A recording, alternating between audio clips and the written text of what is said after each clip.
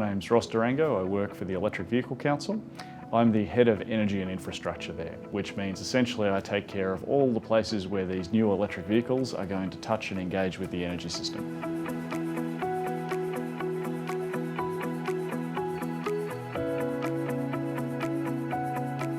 The major piece there is fuel efficiency standards. A fuel efficiency standard works by encouraging manufacturers to ship EVs to a particular market. And fuel efficiency standards really are going to be critical to addressing supply of EVs into Australia.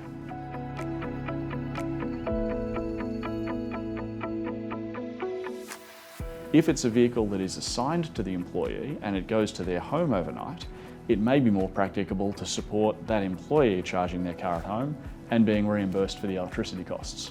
So good frameworks would include things like, if you're looking to encourage the employees to charge their cars at home, having a really well thought through plan of how you're going to compensate the employee for their increased electricity cost, working out how you're going to capture how much energy they're using at home and what a fair price to pay to reimburse that employee looks like.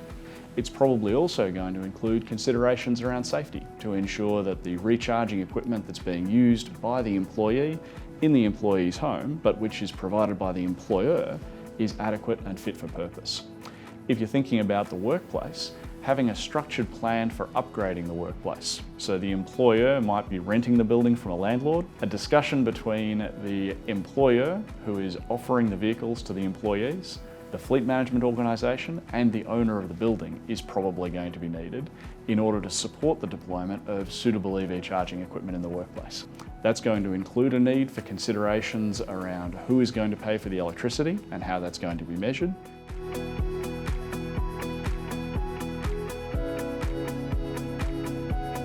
So ROI on EVs, at its most basic, a pure electric car is typically more expensive to acquire than an equivalent internal combustion engine car. Solving for that ROI is a matter of looking at what is the CapEx difference and what are the fuel savings and what are the ancillary benefits such as maintenance and FBT. The government's measure around FBT is a really important element of that, because if you are comparing two vehicles, one that is FBT exempt and one that is not, that FBT exemption can be sufficient to cover the CapEx difference, which enables the ROI to work much, much faster. In terms of the things in an EV that make it stack up better than an internal combustion engine car, lower fuel costs, lower maintenance costs, and typically at the end it may have a higher resale value because it had a higher original purchase value.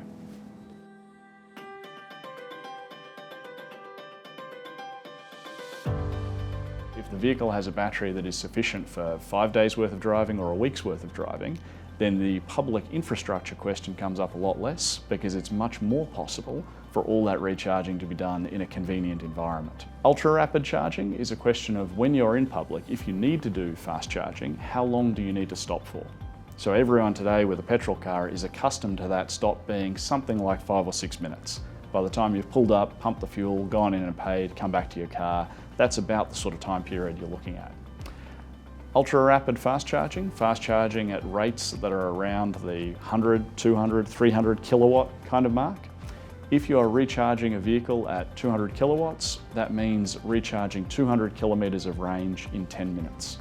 So you can imagine the driver who has done 400 kilometres of driving that day, they're near the end of the battery, and they need another couple of 100 kilometres to finish off the driving they need to do that day.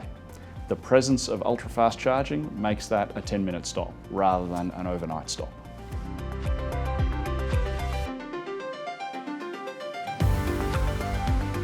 What I would suggest for consideration to people operating fleets is that consumers in Australia are increasingly keen to get behind the wheel of an EV. Providing them that opportunity, giving them the chance to do it, will help all of us make this transition from petrol and diesel cars to electric cars, giving a better, cleaner, healthier future for all of Australia.